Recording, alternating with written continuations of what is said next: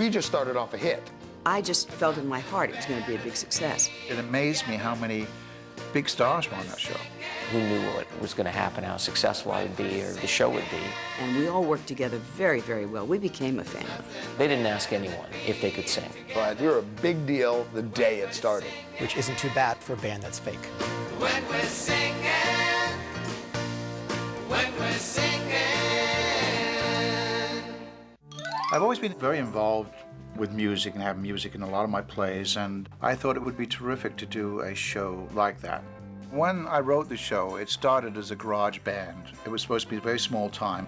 That was kind of rare for an era where sitcoms were basically about talking horses and nuns that flew and, you know, genies and stuff like that.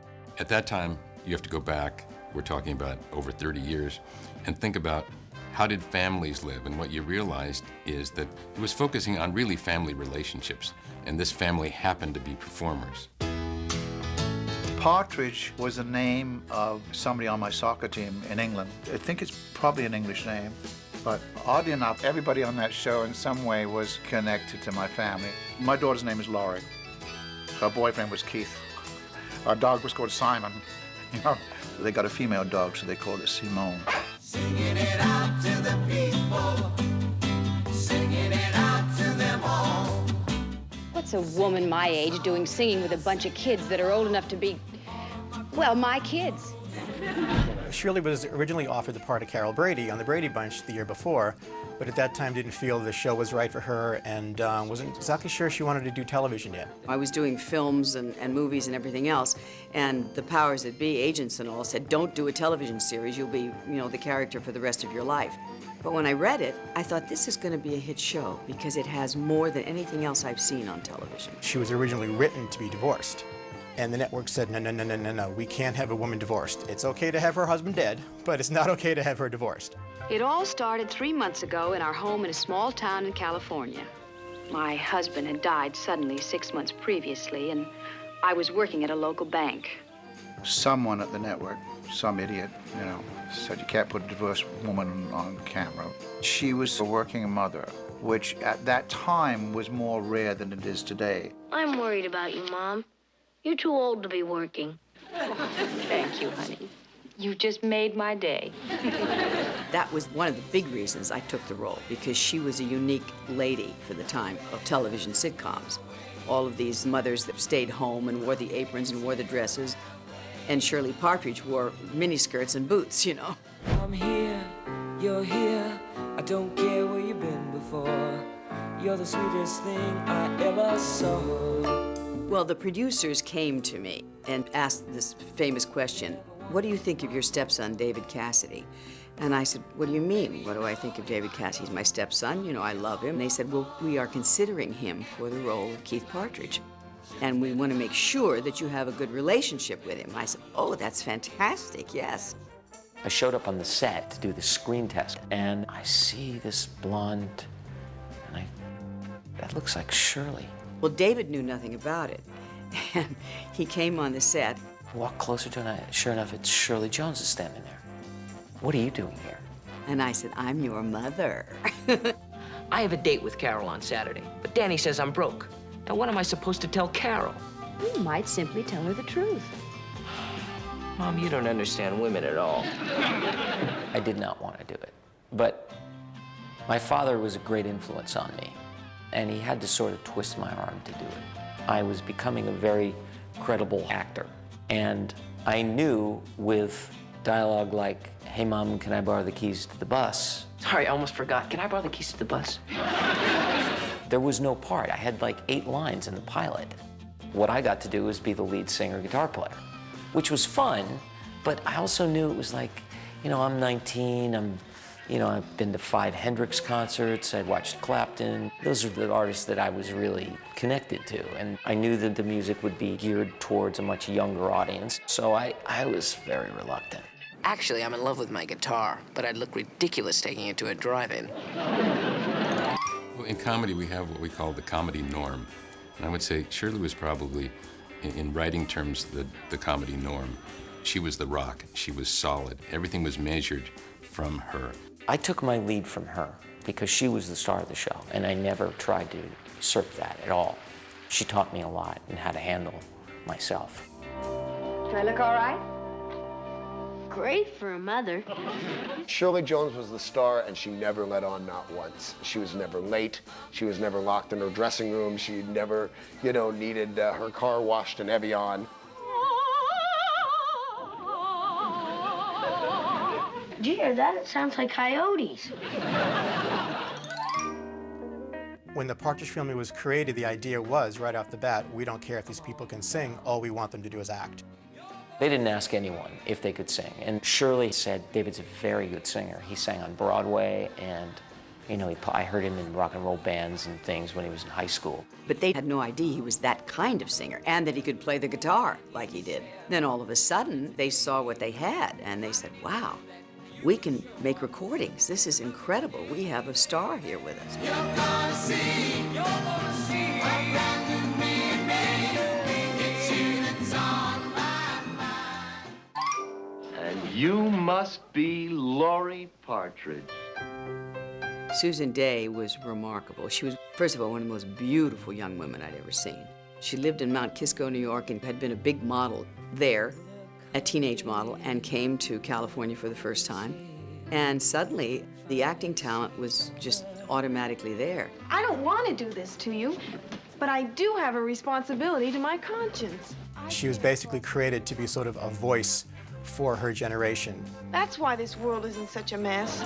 They dealt with subjects like women's lib and equality and stuff like that. And in the beginning, she was this real advocate for the underdog. It'd be a groovy way to find out exactly what's wrong with this country.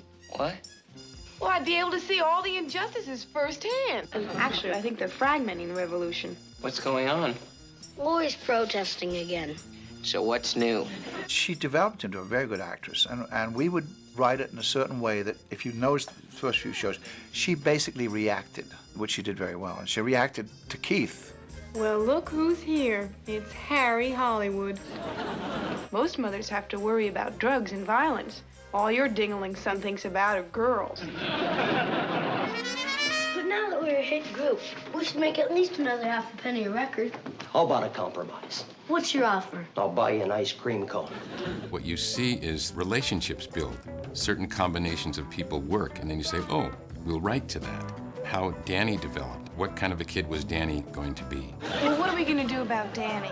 Shirley, you better do something about Danny. Danny was not the character the character was the same, but I'd not envisioned him looking like Danny.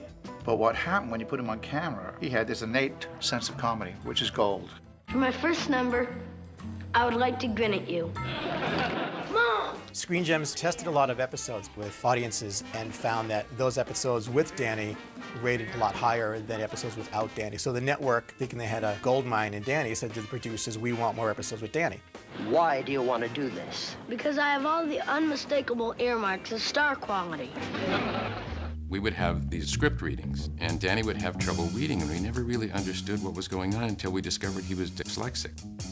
And we felt terrible about it, because here he's struggling to try and read his lines, learn his lines, memorize his lines, and we didn't even know he had that challenge. But it was also discovered that I had very close to a photographic memory, so it was never an issue except at the table reads, where we'd read it for the very first time, and I had to just muscle through it. It was embarrassing, but then I'd come in and I'd know everybody's lines. And that got to be a thing. Like somebody, Shirley Jones, an Academy Award winner, would forget her line, and I'd say, oh, well, this is where you say this. I like you, Mr. Kincaid. Thanks. She hasn't developed a lot of taste yet. Right before a scene, Dave Madden whispered in my ear, you know how we got these parts? And I said, no. And he said, look at Shirley and David and Susan. They're beautiful, and they just had too much beautiful. So they needed some ugly. So they got you and me. And that's how we got these jobs. Danny, there's more to life than taking bows. Not when you're an egomaniac with grease paint in your blood. Danny was probably one of the most incredible young comedians that I've ever witnessed. He was a little brat a lot of the time, but he was young. We don't smell very good. What's wrong with you? You look like you swallowed a hockey puck. I felt the show was getting dangerously close to giving people diabetes. So we wanted something that was a little a little acid in there, so we've got Reuben. You members of some flaky religious group? No, sir. I'm here to represent the Partridges. And the connection between he and Danny really worked out. Shirley, I'm here to register a complaint. What is it? Danny tried to tie a gag around my nose.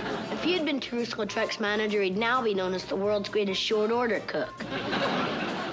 A lot of the good things that happened to me were because I grew up around Dave Madden. I think a lot of the bad things that happened to me were because I grew up around Dave Madden. The man's a raving lunatic. The whole family's gone bananas.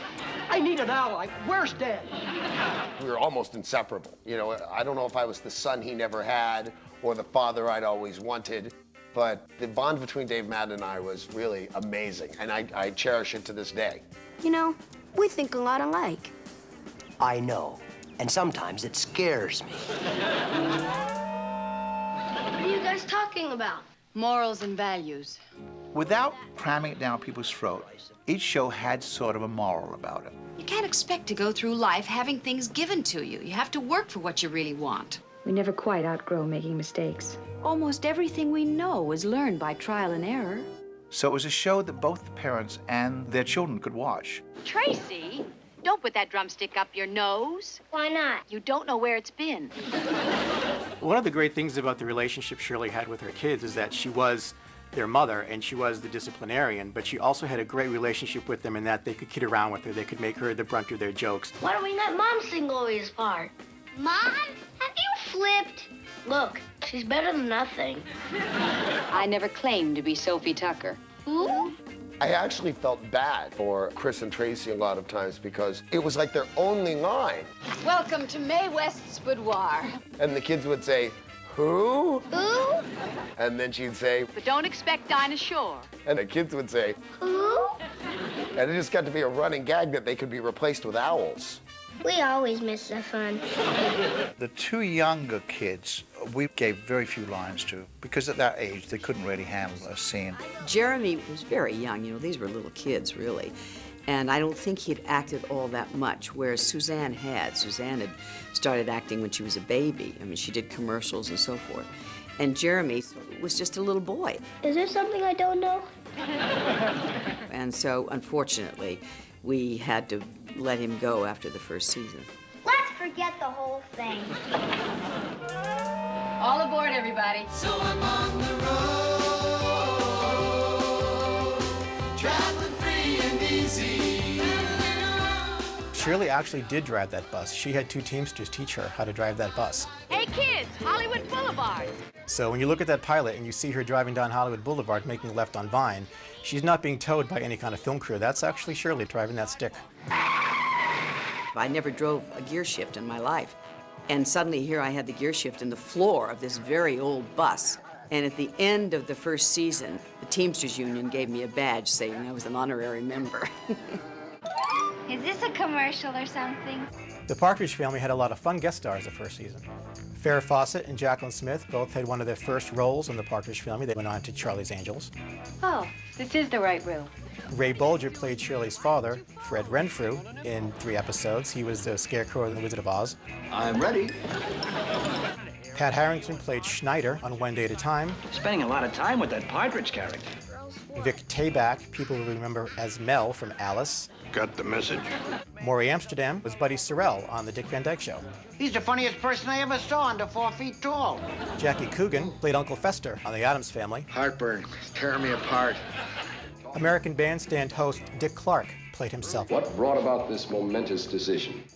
Richard Mulligan from Soap and Empty Nest starred as a date for Shirley. Luke Skywalker himself, Mark Hamill, played a date for Laurie. Would you go steady with me? Bernard Fox, who audiences remember as Dr. Bombay, was also on The Partridge Family. That's like a red-headed woodpecker trying to pass as a bald eagle. And teen idol Bobby Sherman appeared in the very last episode of the season. Gee, I'm really glad you like my songs. I think one of the most favorite episodes of Partridge fans is number 18, which is called Soul Club. I do remember that episode. It was Lou Gossett and Richard Pryor, and we shot in front of the firehouse because there was a firehouse on the back lot at the Columbia Ranch. They called it the Black Ghetto Show, you know. It was the ghetto show. The episode's pretty funny in the way it shows a culture clash between the urban setting of Detroit and the white bread Partridges, who get lost and wind up in this neighborhood. Are you folks lost? We're the Partridge Family. When the Partridges are trying to help the owners of this club keep their lease by performing a benefit, Keith turns to one of the brothers and says, Listen, I have an idea for a song. It's sort of an Afro thing. Afro thing? Even 30 years ago, who was saying Afro thing? Okay, man, you're on. You know, Heavy, you and them chumps about as welcome as rheumatism. Don't jive me, man. You were dealing with the issue of race relations. And the fact is that blacks and whites work together, talk together. But in the 60s, as we know, it was a tough issue. So I'm not sure you're the right kind of group for our club. You mean because we're white? But we never dealt with it as an issue. We just said people from all colors get together, they work together, and they respect each other. We gonna make it, baby. Be there to get ya. Hold on, I'm coming for you. America's sensational new recording group, the Partridge Family.